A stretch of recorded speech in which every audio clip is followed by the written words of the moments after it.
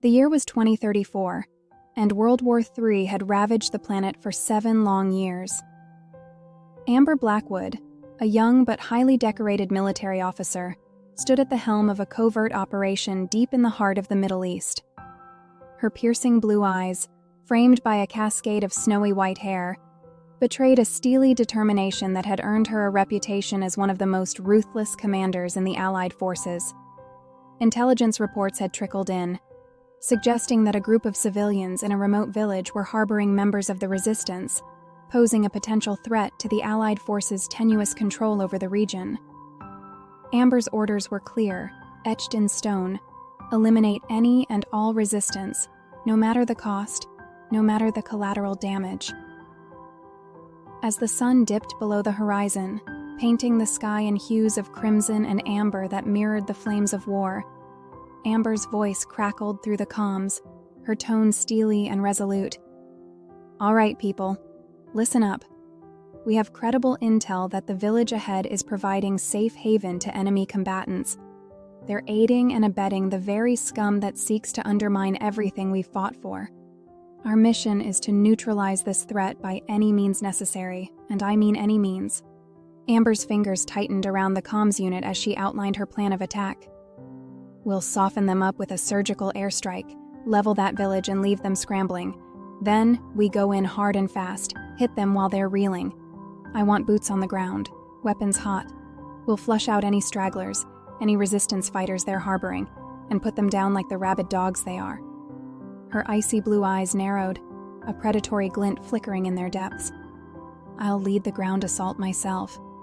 I want to look into the eyes of these traitors as we extinguish their miserable lives. They chose their side, and now they'll face the consequences." Amber's voice carried a weight of conviction that brooked no argument. She was a force of nature, a whirlwind of steel and fury, driven by an unwavering belief in the Allied forces' cause. To her, there was no room for mercy, no quarter given to those who dared defy their righteous crusade. As the sun slipped below the horizon, casting long shadows across the barren landscape, Amber's mind was already focused on the battle to come. She would lead her team into the heart of the enemy's lair, and she would emerge victorious, no matter the cost, no matter the sacrifices required. The airstrike had left the once vibrant village in utter ruin, a smoldering graveyard of twisted metal and shattered dreams. Amber's boots crunched over the debris-strewn ground, each step a haunting reminder of the devastation they had wrought. The acrid stench of smoke and charred flesh hung heavy in the air, a sickening miasma that clung to their nostrils and seared their lungs with every breath. As they advanced deeper into the heart of the devastation, the haunting silence was shattered by the faint whimpers of survivors trapped beneath the rubble. Amber's jaw clenched, her mind racing with the weight of her orders as the agonizing cries pierced her soul. These were not enemy combatants. They were innocent civilians, caught in the crossfire of a war they never asked for, their lives torn asunder by the merciless onslaught. Rounding a corner, Amber's team came upon a harrowing sight that would forever be etched into their memories. Huddled in the ruins of what was once a humble home, a group of terrified men, women, and children cowered in fear, their bodies broken and bloodied. The stench of burnt flesh and the sickening crunch of shattered bones filled the air as they shifted in agony, their eyes wide with terror, pleading for mercy. A young woman, her face contorted in a rictus of pain, cradled the lifeless body of a child in her arms, her anguished wails echoing through the rubble-strewn streets. The child's once cherubic features were now a grotesque mask of horror, their tiny body mangled and twisted, their sightless eyes forever frozen in a silent scream. Nearby, an elderly man lay trapped beneath a massive slab of concrete, his legs crushed and twisted at unnatural angles, the jagged bones protruding through the tattered remnants of his clothing. His labored breaths came in ragged gasps, each one a desperate struggle for survival as the pool of crimson beneath him grew ever larger. The stench of death and decay hung heavy in the air, mingling with the acrid smoke and the metallic tang of spilled blood. Amber's stomach churned as she surveyed the scene, her mind reeling from the sheer magnitude of the suffering before her. These were not enemy combatants. They were innocent lives, snuffed out in the blink of an eye, their only crime being caught in the crossfire of a war they never wanted, never asked for. Amber's second-in-command, Lieutenant Davis, stepped forward, his voice laced with uncertainty as he surveyed the harrowing scene before them. "Ma'am, these are just civilians. Our intel was wrong. There are no combatants here, just innocent people." His eyes pleaded with her, silently begging for a shred of mercy in the face of such senseless carnage. Amber's gaze swept over the survivors, her mind a whirlwind of conflicting emotions. These people posed no threat, yet her orders were absolute. Eliminate any potential resistance, no matter the cost. Her finger tightened on the trigger of her rifle as she wrestled with the moral implications of her actions, the weight of her duty crushing down upon her like a vice. In that moment, Amber's humanity clashed violently with her unwavering loyalty to the Allied forces. She had sworn an oath to protect and serve, but at what cost? Could she truly justify the slaughter of innocents in the name of duty, in the name of a cause that seemed to grow more twisted and corrupt with each passing day? Her eyes fell upon a young woman cradling the broken body of a child, her anguished wails piercing the eerie silence like a knife. Bile rose in Amber's throat as she watched the woman rock back and forth, her tears mingling with the blood that stained her tattered clothes. This was not the face of the enemy. This was the face of pure, unadulterated suffering, a suffering inflicted by her own hand. Anger and frustration bubbled within her, a potent mixture of rage and guilt that threatened to consume her from the inside out. How could their intelligence have been so catastrophically wrong? How could the Allied forces, the supposed bastions of justice and freedom, have sanctioned such a senseless massacre?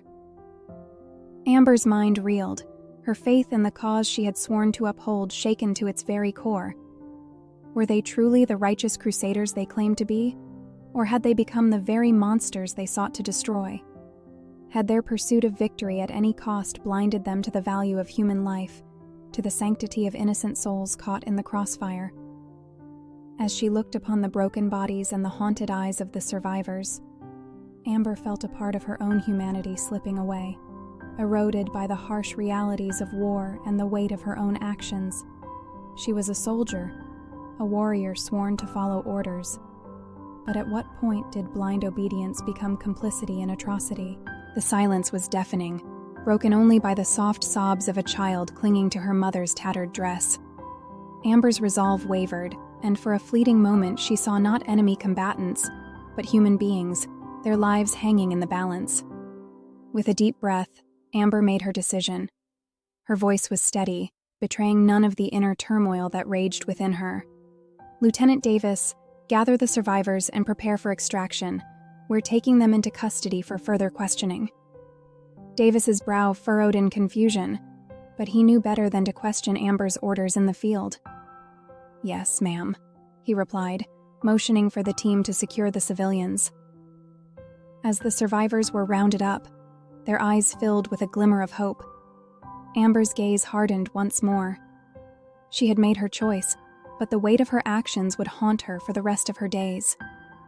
In the aftermath of the operation, Amber found herself standing before a military tribunal, her actions called into question by her superiors. The evidence was damning. She had disobeyed direct orders, sparing the lives of potential enemy combatants. Amber stood tall, her chin raised defiantly as she faced her accusers.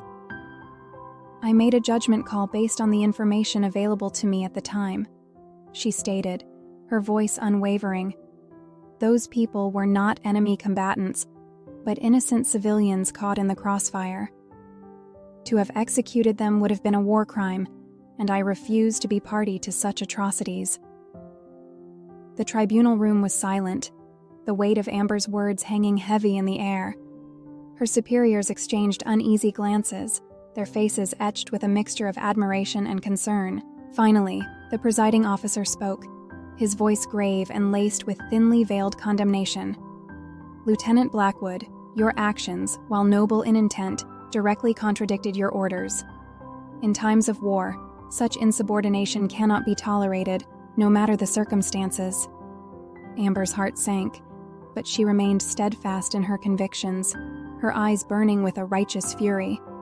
She had made her choice, and she would face the consequences with her head held high, for she could no longer stomach the atrocities committed in the name of the Allied forces. Before the presiding officer could continue, Amber's voice rang out, cutting through the tense silence like a blade. Noble intent? Is that what you call the senseless slaughter of innocent civilians, the butchering of men, women, and children caught in the crossfire of your so-called war? Her gaze swept over the tribunal, her eyes blazing with contempt. You speak of insubordination as if it were a crime, yet it is you who have committed the greatest transgression of all, the betrayal of our most fundamental human values, the very principles upon which this organization was founded. The presiding officer's face flushed with anger, but Amber pressed on, undeterred. You are the true enemy here, monsters cloaked in the guise of righteousness, drunk on the intoxicating allure of power and blind to the consequences of your actions. The presiding officer attempted to regain control, his voice rising in a futile attempt to silence her. Lieutenant Blackwood, you will stand down and show respect for this tribunal, or you will be held in contempt.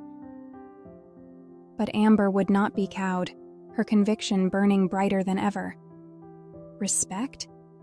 You demand respect while your hands are stained with the blood of the innocent? You have forfeited any right to respect the moment you sanctioned the massacre of those who could not defend themselves. The room erupted into chaos, officers shouting and pounding their fists on the tables, but Amber remained resolute, her voice carrying over the din. Strip me of my rank, dishonorably discharge me, do your worst, for I would rather live as a disgraced soldier than serve under the banner of such a corrupt and morally bankrupt organization. The presiding officer's face was contorted with rage, but Amber met his gaze unflinchingly. Your exemplary service record and unwavering commitment to the principles of human rights cannot be ignored, he spat, his words dripping with venom. It is the decision of this tribunal that you be stripped of your rank and dishonorably discharged from the Allied forces, effective immediately. A collective gasp rippled through the room, but Amber remained stoic, her expression betraying no emotion. She had sacrificed her career, her reputation, and her future in the name of her moral compass, and she would bear that burden with pride, for she had chosen the path of righteousness over the path of blind obedience. As she turned to leave the courtroom, her head held high, Amber knew that she had struck a blow against the very heart of the Allied forces' corruption. Her actions had exposed the rot that festered within, and though she may have lost the battle, she had ignited a spark of dissent that would one day burn the entire wretched edifice to the ground. For in the end, it was not the might of armies or the power of weapons that would determine the course of history, but the unwavering spirit of those who dared to stand against the tide of injustice, no matter the cost, no matter the sacrifice.